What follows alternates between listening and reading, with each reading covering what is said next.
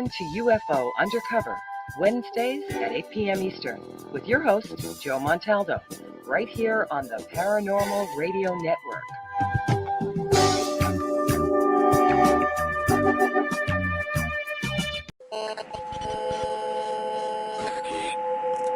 What's out there? What creates the shadows in the corners or the creatures of the dark? Who are those on the other side? What do they have to say? This is the Gateway Podcast. This is not your normal style of paranormal talk radio. Brought to you live from United Public Radio Network, 107.7 FM New Orleans. Hi, I'm Brittany Ashley, your host of Breaking Norms Building Dreams, your guide through this transformative journey in both business and life. This is your place crafted for dreamers, doers, or anyone who has been told they can't. Get ready as we challenge those narratives together. You're tuning in live to the United Public Radio Network, airing on 105.3 and 107.7 FM in New Orleans. We are streaming on all the popular platforms every Monday at 3 p.m. Eastern Standard Time.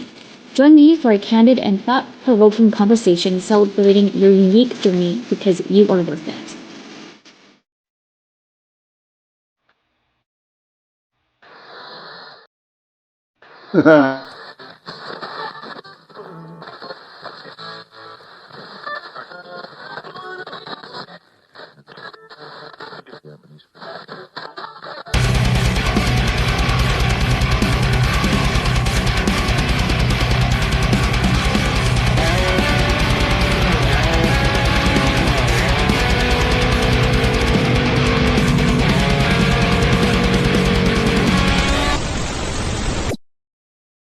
Hey, everybody. Good evening and welcome to the show Into the Night with me, your host, Sean Kelly. What a beautiful evening it was.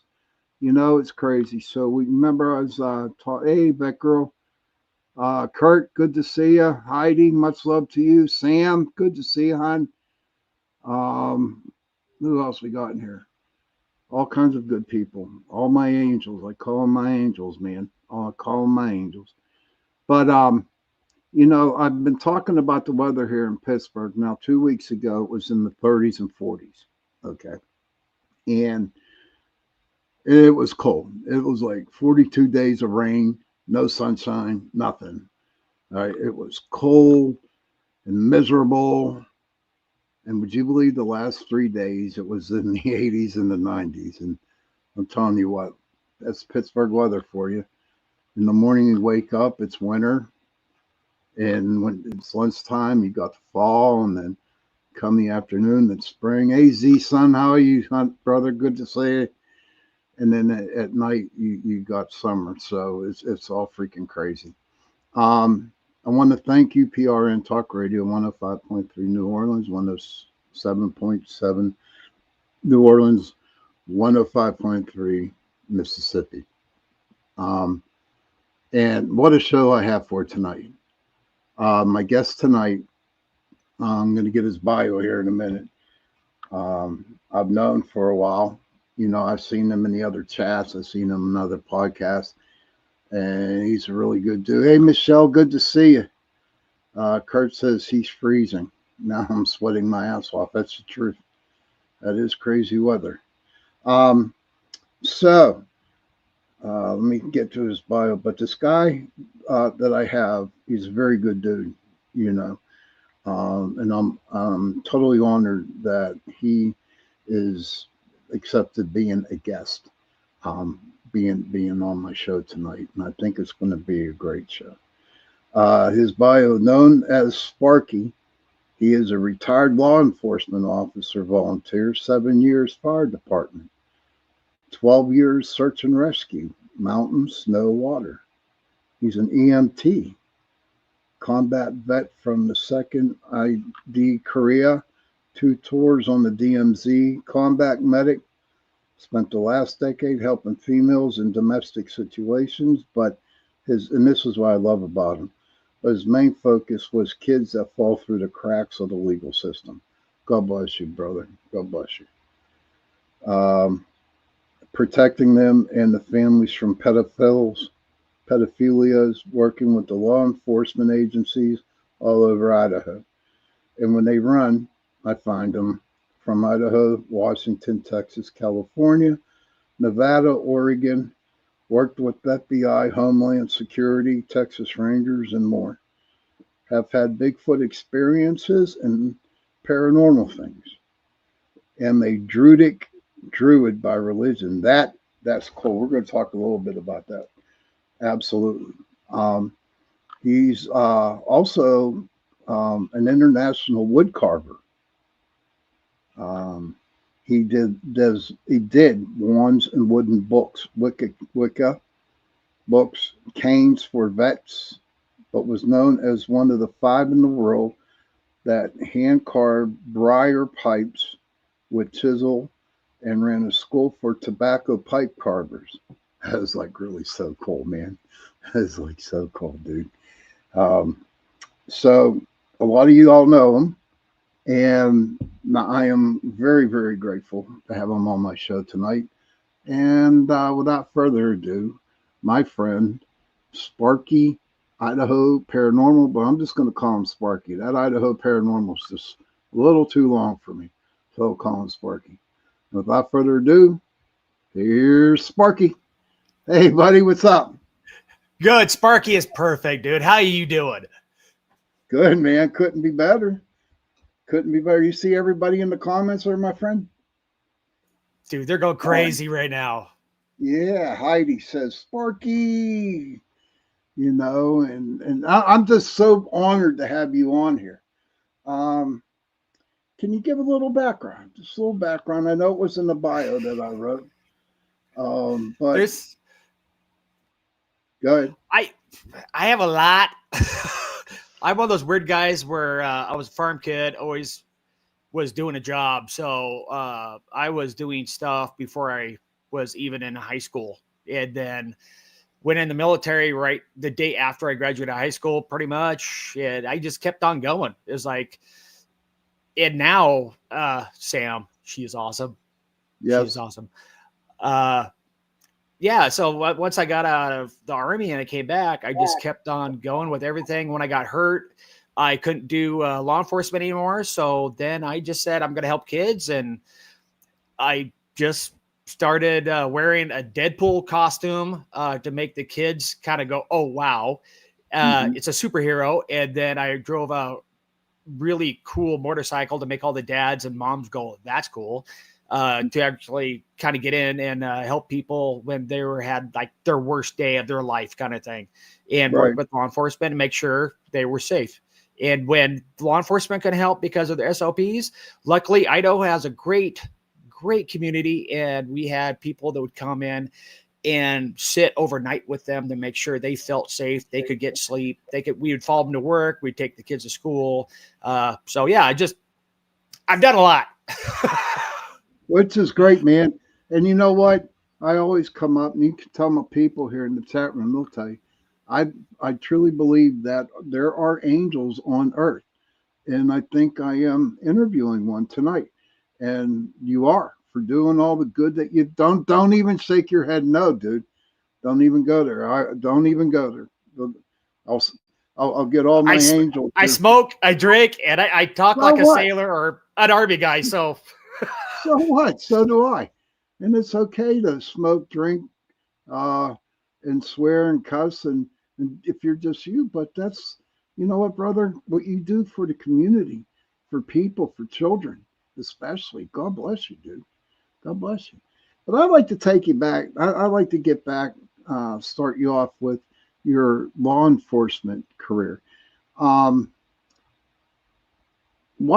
And we talked a little bit about this before the show started, but I would like you to tell my guest and my guests, listen to me. I'm so excited. I'm nervous having you on here, dude.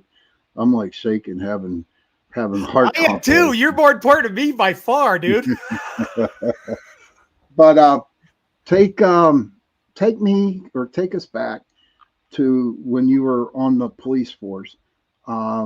What kind of paranormal things did you experience? Okay, so my first apparition, like full on, it's somebody. I was pretty much raised by my grandfather, and he was more into like native, natural. So when he brought me up, he kind of told me, it was like, there's spirits out there, but they're just there, right? I always accepted it. And so one night, we get a call about a burglary at a home. And it's wintertime, just snowed. And so I'm beating feet to get there. I have lights and sirens going on. I have a buddy coming up going, slow down. I'm going to catch up so we can both get there. It happened to be on ground that was actually native ground before. And so there was native bodies there, and they relocated them to a native burial ground Right. about 3 or 4 years before that. So anyways, we're getting there. We kind of hook up. We get to the house. We pull up front of the house. We get out. We see there's no tracks in front of the house. We know the alarm went off in the house. So either it's an animal or it's a person, one or the other. Yeah. So I'm like, I'll go this way. You go that way. So I go around the right side of the house. He goes around the left side of the house.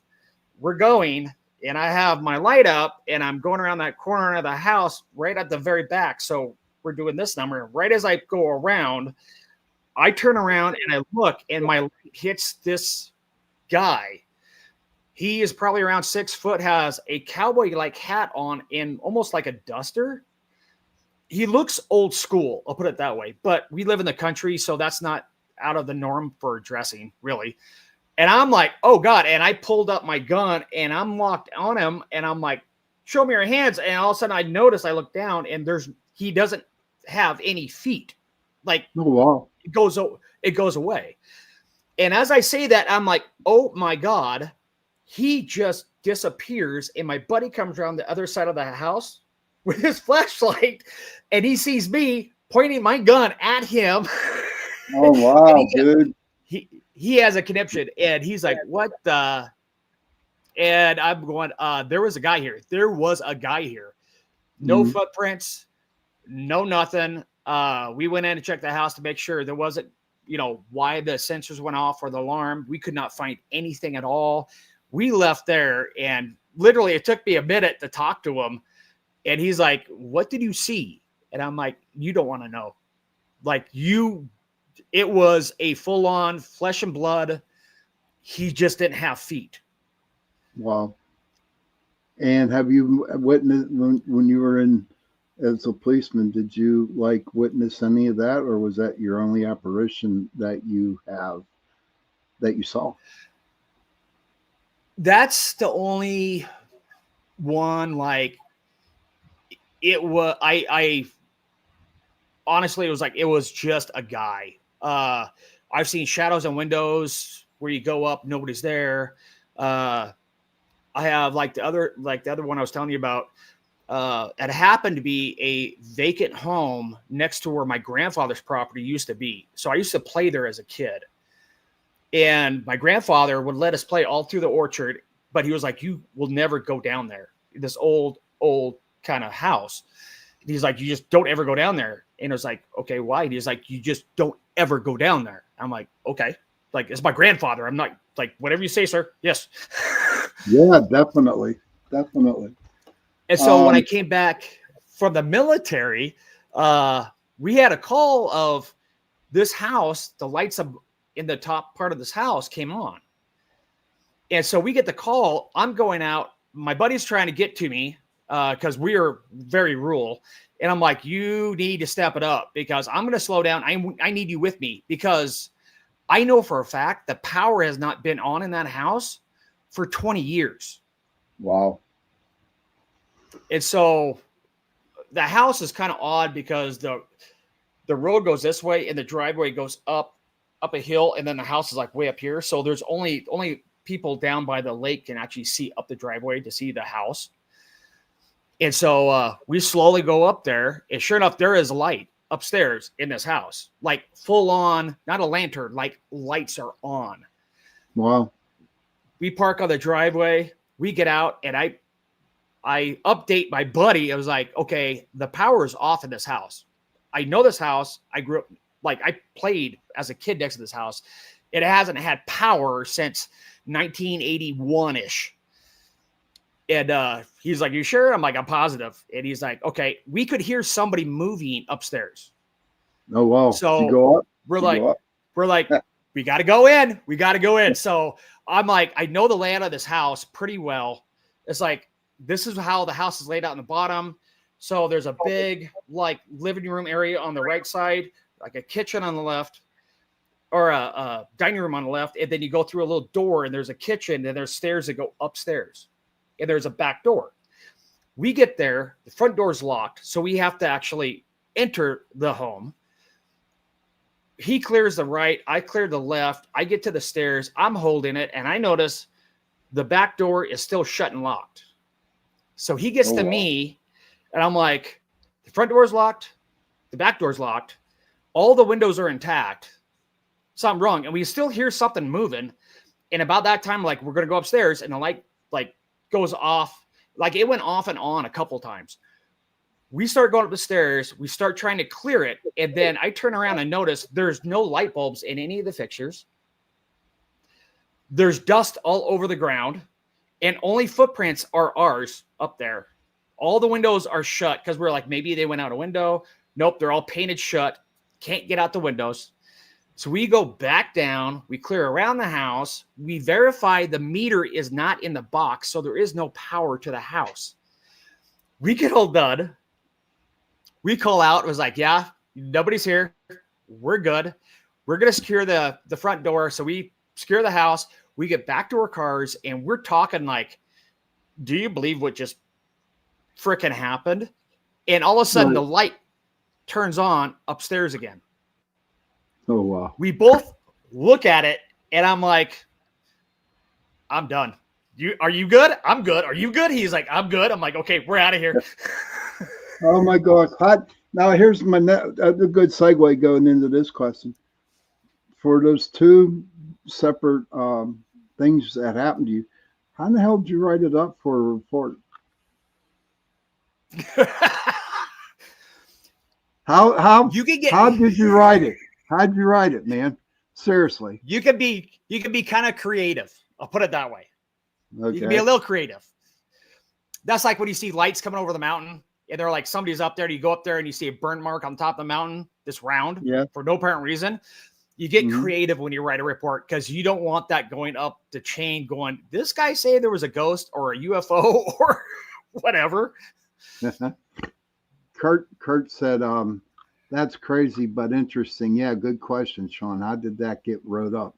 Yeah, that you're telling me these stories, man. And I'm just thinking to myself, oh my God, if I was your captain or your sergeant, and I'm thinking, okay, all right, okay, am I going to accept this? Thank God our office is in Idaho, probably the population 20, 25 people in the city, you know what I mean? So it's like, I don't know, dude.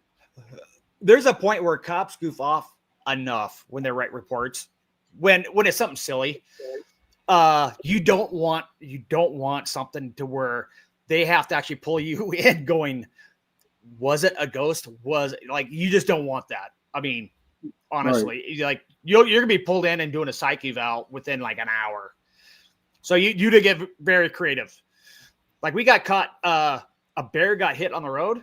And so we all like posed with it and took photos with it. Oh, you're bad. Just for fun. Just for fun. And then we took it down to the animal control, but a passerby took a photo. So we had to make a really good report of why we were posing with the bear. I can only imagine. Spark, we were checking to make sure it was dead. Yeah, pulling it up and smiling, you know what I mean? But so let's go to your EMT deal, right? Okay. Now I know that you. Oh, before we get that, okay, being a policeman, right? Yeah. Now I know here, like my cousin's a cop, and he tells me all the time that he would go to places because the alarms would go off and no one would be there. Did that happen to you a lot? Oh yeah. So they try to like explain a way of like, it's the cold, or it could be a mouse or whatever. But once you go in there and you realize where these sensors are, that's not going to happen. And usually it's Okay. climate controlled inside. So it's like, we all know they go off. And we all know sometimes, like we had a museum and those alarms, and they would only be downstairs, would go off all the time. And we had to go check it all the time. But usually it was when they had new stuff coming in for the museum. And it's kind of like, you can't explain why it does, but it just does.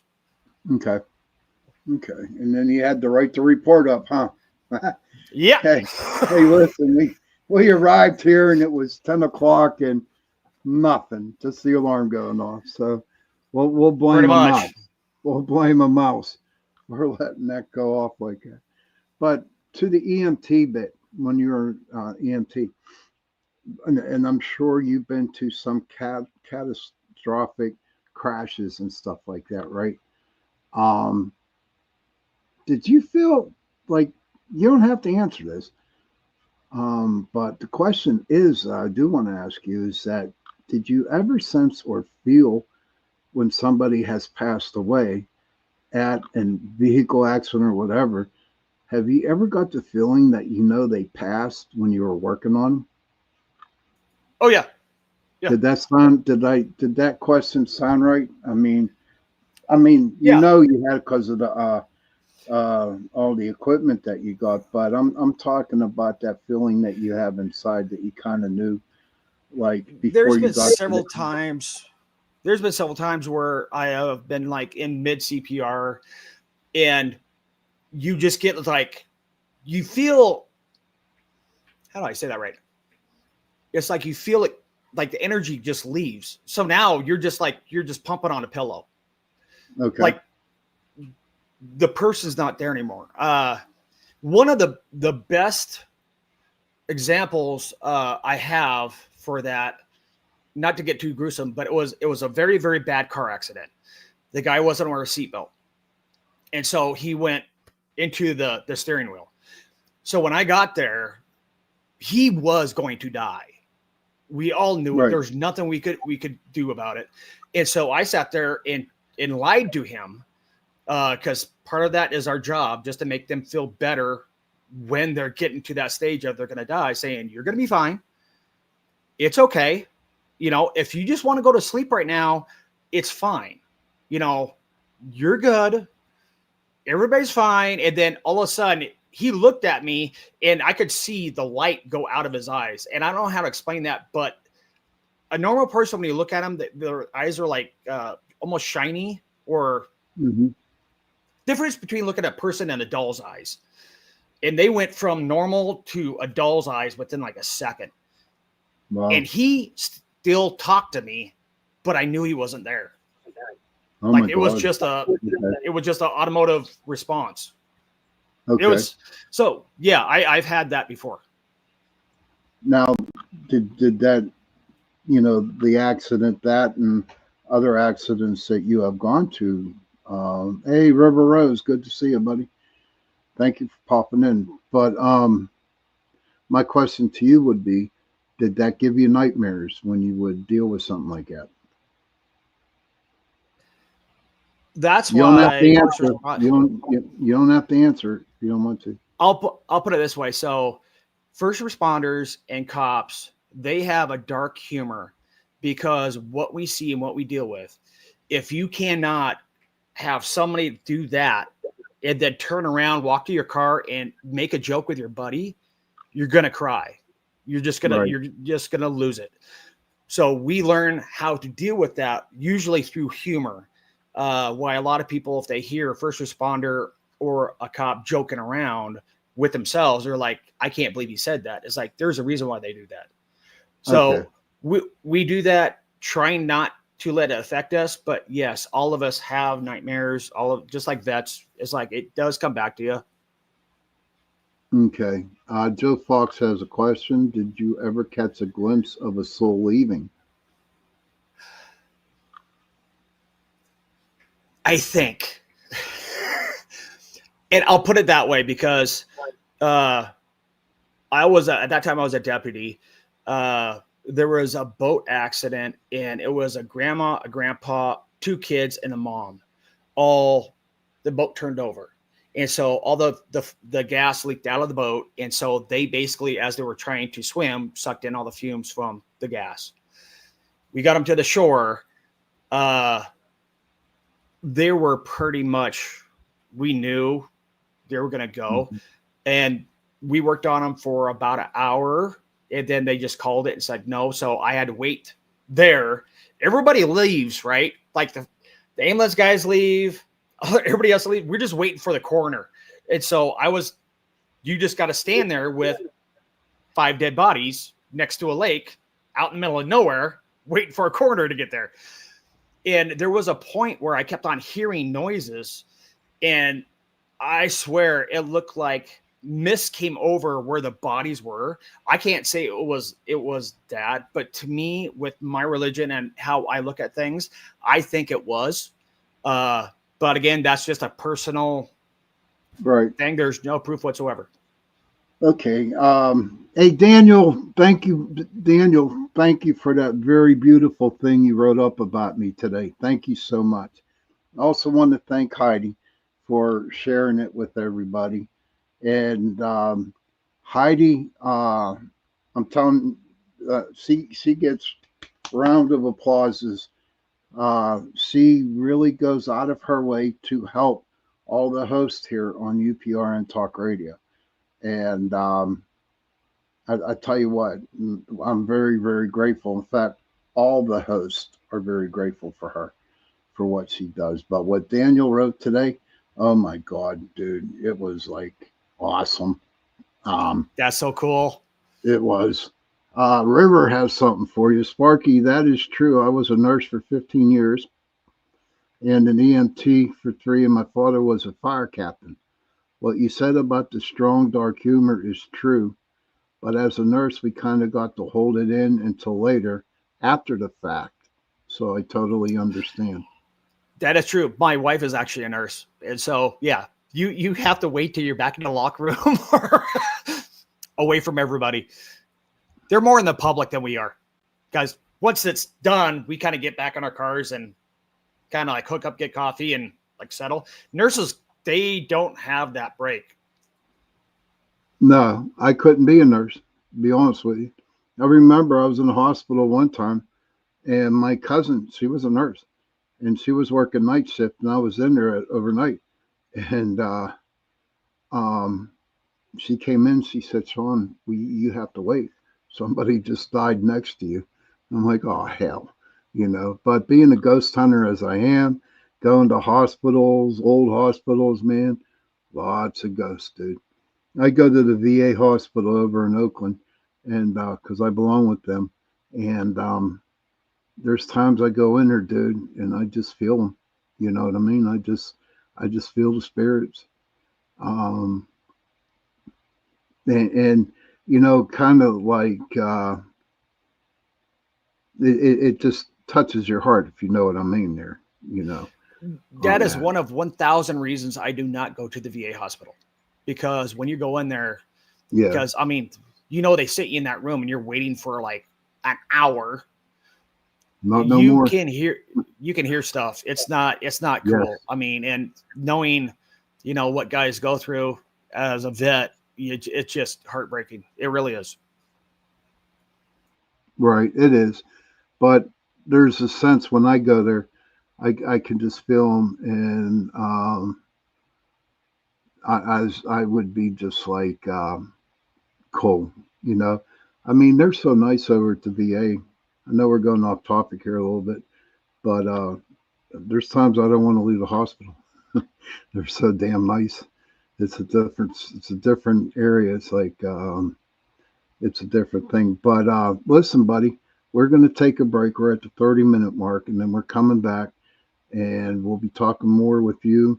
What I want to do is get into the Druid, your religion, if that's okay with you. That's fine. Okay, great. So I'll be back in about 70 seconds, maybe a minute. So go to the bathroom, smoke a cigarette, do what you got to do, and I will see you in over a minute. So I'm going to play some kinds of good stuff here. And we'll throw it out. Are you ready to explore the unknown? Dive into the world of the strange, mysterious, and unexplained with Eerie Expeditions magazine. Each issue is packed with spine-tingling tales, cutting-edge paranormal investigations, and exclusive insights into hauntings, cryptids, UFOs, and more. Whether you're a seasoned investigator or just love a good ghost story, Eerie Expeditions magazine has something for you. Join our growing community of truth seekers and adventure lovers. Subscribe today at EerieExpeditionsMagazine.com and unlock the secrets of the supernatural. Are you ready? That's EerieExpeditionsMagazine.com, where the extraordinary is just a click away. Dare to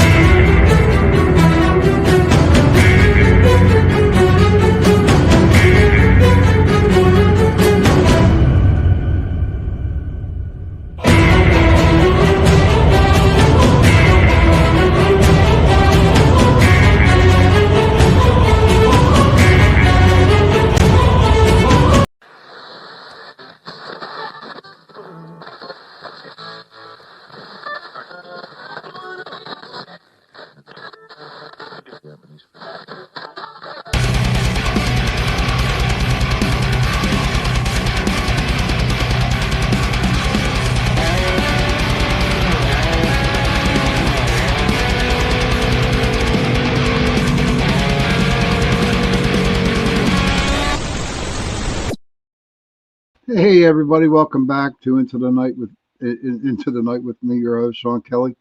I got my guest tonight, Mr. Sparky. He is interesting first part of the show.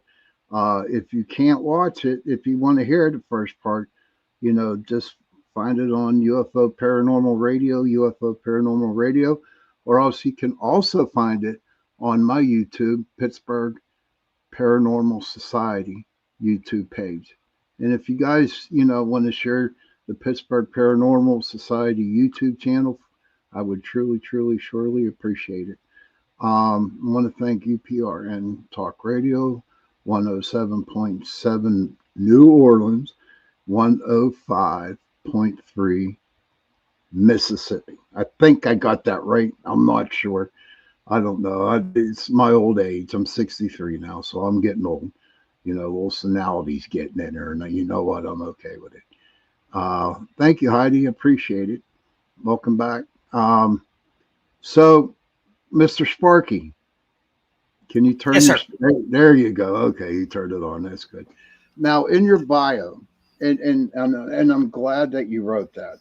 We got about 20 minutes left. Can you explain a little bit about your Druid religion? Am I allowed to say that? Sure. Yeah. So it's a kind of an oddity. Most people don't know about it. It's kind of a dead religion, for the most part. So if I could explain it the best, it'd be somewhat of a native shaman. So it's more native or the natural wildlife, trees, bushes, that sort of thing. But there's also another aspect to it where like the dogma is to seek out all knowledge, to learn all knowledge, and to tell no one.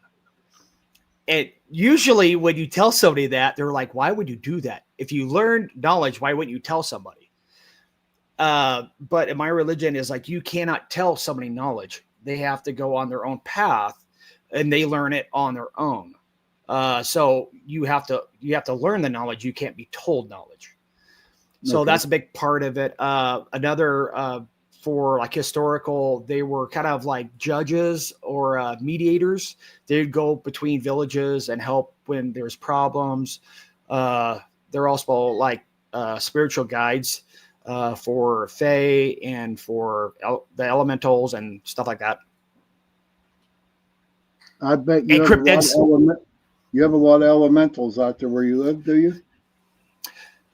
There are some, yes. Their elementals are kind of a weird aspect because they're extremely old. They're as old as the land itself, so they kind of take up territory, if you will. So there are some that like kind of move around, but most of the time they actually claim an area and protect it like their home. And so they look at us like we're ants, like we're stupid ants.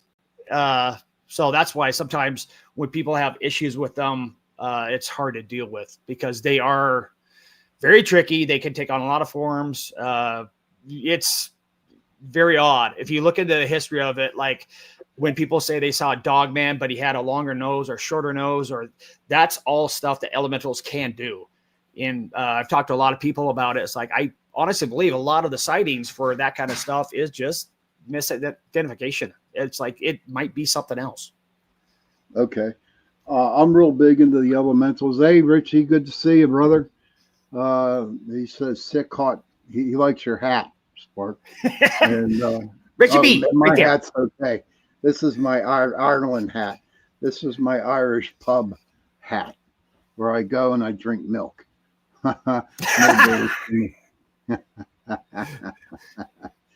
Kurt says that Sparky's hat reminds him of Richard Petty. In a way, it does a little bit. But I'm real big into the elementals, the fairies and gnomes, especially leprechauns and stuff like that. And when I saw that you were a druid, from what I understand and what I read up, because I did a couple shows on druids, that they were mean. They were mean. Some thought, yes. Okay. Now, the druids, are they like in different clans?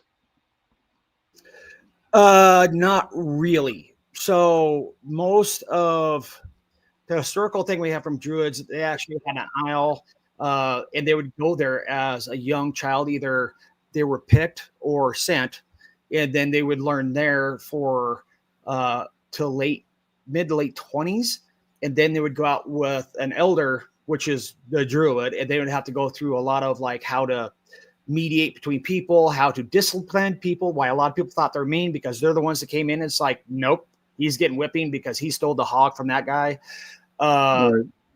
So there was a big, you weren't literally, that's why they say all druids were old guys, is because that's who they saw, is the old gentlemen, because they were the ones with all the knowledge, training the younger ones to take their place. Okay, Heidi says ancient energies, and I had a thought the other day.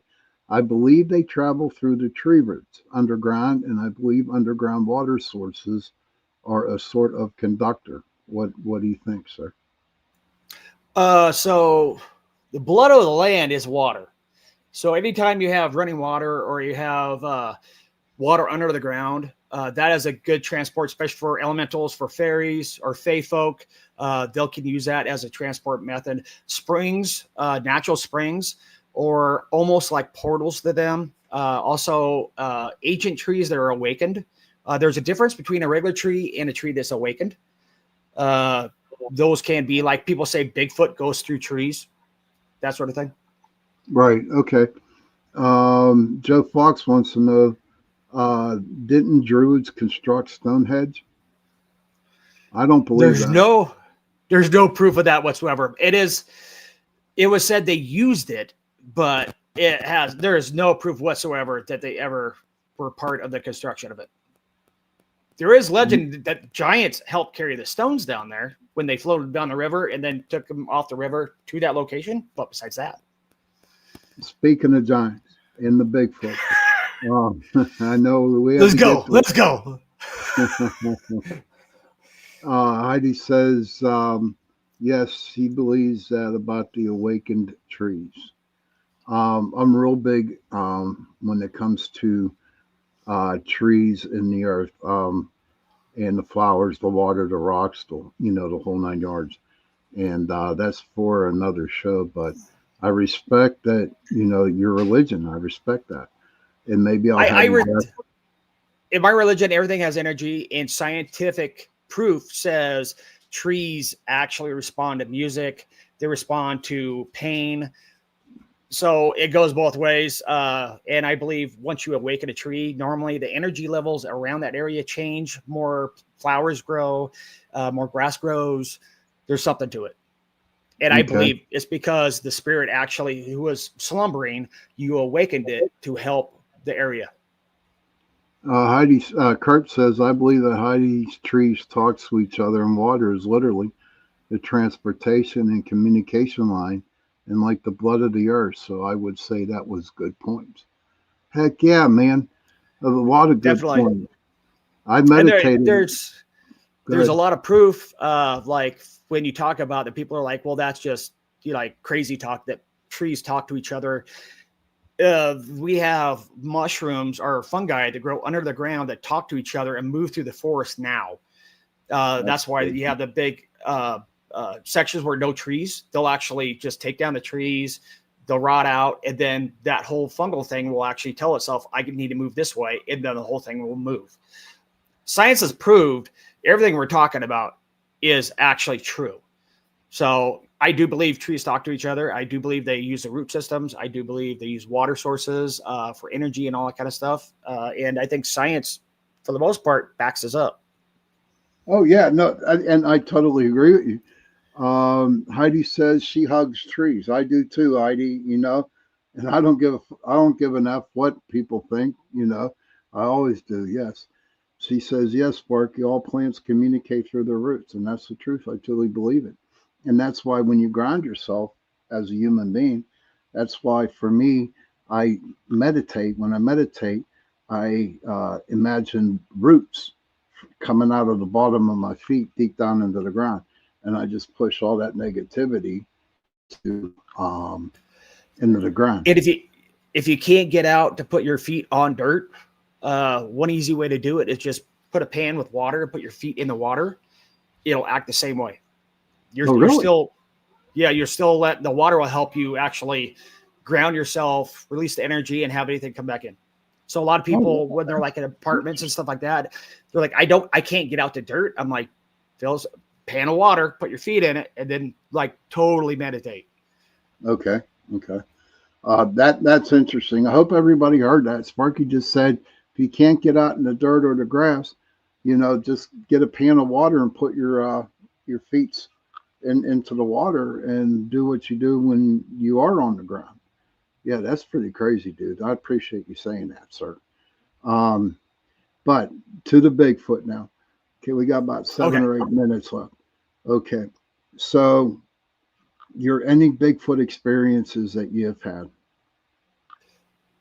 A lot. I will say I have never laid eyes on him. But my first experience, I have heard stuff in the woods, and my grandfather was like, they're just supposed to be here. Don't worry about it. Move on. The first time I realized it was not something that was an animal. I was a junior in high school camping with my brother, and I heard a Bigfoot call. And at that time, I didn't even know what it was. My brother knew I was a woodsman and was like, what was that? I'm like, I have no idea. My senior year, he was watching TV, and Bigfoot research from Washington State was on TV, and they played one of the calls, and it sounded just like the call we heard. So my brother picked up the phone, called me, and goes, turn your channel to this because they just played that call. That's what we heard. Wow. After that, I've had rocks thrown at me.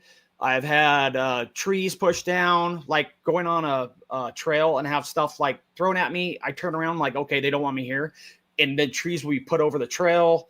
I've seen eyes just off camp where they were just like watching me, my buddy. So I've had a lot of stuff like that. That's pretty cool. Hey, Mr. Wojo, welcome, brother. Good to see you, man. Do you believe that UFOs and Bigfoot work with each other? I will say I do believe in UFOs because I have seen enough stuff being up all night long as a cop and EMT in search and rescue. You see stuff in the sky that you just can't explain. I think they're two different things, and I don't think they work together. I think you have a super high intelligence being coming from somewhere else or another dimension, and then you have a Bigfoot that I think is also semi-spiritual, but I think they're two different things. Okay. Okay. And I'll accept that answer. I accept everybody's answer. I'm the type person, and as you know by watching my shows, I never judge anybody. I don't believe it. I don't believe judging on what people believe and whatever they say. But all I know is that because whenever there's a Bigfoot sighting that is out there, first thing I do is I go out or I look up and see how the UFO activity was going on out there at the time that the Bigfoot was spotted. I believe they work interdimensionally and stuff like that. So that's what I do. I can appreciate that because, like, search and rescue, we've gone out several times where we're trying to get somebody out of the woods and they are panic stricken. Like something was coming at us, throwing stuff at us and everything else. And I always carried cans of beans and peaches because my grandfather was like, do that. And so when we take them back, get them to a base camp, I would open those and just take them out and leave them like 50 yards out. And every morning you go out there, they'd be clean. Cans are still there, like on the log or whatever. But that night you would see stuff in the sky. I think UFOs or aliens, I think they might be watching them, kind of going, how are they interacting with, us dumb humans? Number one, how us dumb humans are acting with them. Because if we can't accept them when they've been here that long, how are they going to act when an alien pops in front of them? I think there's part of that. There is a correlation. I just don't think they're hooked up and working together. Okay. I can understand that. Joe says, what can he say? Another great guest. Of course, he's a great guest, man. And I'm going to have him on again because I really would like to do a show on the Druids. Seriously. Magnum PI. Great job, Magnum PI. Whatever that means. Okay. Okay. So Miss, she's from Australia. 3 times I opened and shut my eyes. Last time I shut my eyes, said, I can't believe this, and then gone. I think it's the smoke. I'm not sure about it. But I don't know. It's getting close to the witching hour here, brother. Do you, and like we were talking about the UFOs and the aliens working with the Bigfoot, do you think the elementals out there sort of work with the Bigfoot? I think they do. To a point, because they're both a very prominent figure in nature. So I think elementals and Bigfoot, if they get along, they're good. Like where I went up this last time in the woods, I know there's an elemental up there, and that's where I found, I think it was like a 15 or 16-inch print up there. I think they're okay around each other as long as, as well as the elementals can be kind of pain grumpy in the ass sometimes. So I think as long as everything is good, it's like Bigfoot. Bigfoots can get together and be fine, or they can have issues, and that's when you hear like the brawls and the fights and stuff like that. So I think it's not a one and all. I think it depends on the situation and which ones you're talking about. Right. Okay, that's cool. Spark, we're almost done. Last word to anybody out there. Everybody, what's your last word to everybody? Richie B says boom. Okay. Nah. Is that all you got? How can people find you, dude? Sparky's Paranormal and Outdoors on YouTube and Sparky's Paranormal on Facebook, I believe. I think. Facebook. Okay, great. Hang around after the show ends. I'll do a little bit more talking with you. Okay, brother? That's okay? Yeah, cool. Hang around. All right. Thank you so much for having me on, dude. It's been an honor. Oh, dude, thank you. Thank you too. So everybody, thank you for tuning into the show. We had a good crowd out there in the chat room. was nice to see everybody come in. Um, and it was just wonderful. And I hope you enjoyed the coffee and donuts I had in the back room for you, Sparky. I hope I had it pretty good. Um, Children, if you can, please go to your parents, give them a hug, and tell them that you love them. And parents, please go to your children, give them a hug, and tell them that you love them. And if you have no parents, if you have no children, please find somebody, especially in this time of day in this messed up world. Give them a hug and tell them that you love them. Because those three words, I love you, go a long way. And on that note, good night, everybody. Thank you for tuning into the show. Thank you, Sparky, for being on. And I will see you Tuesday night.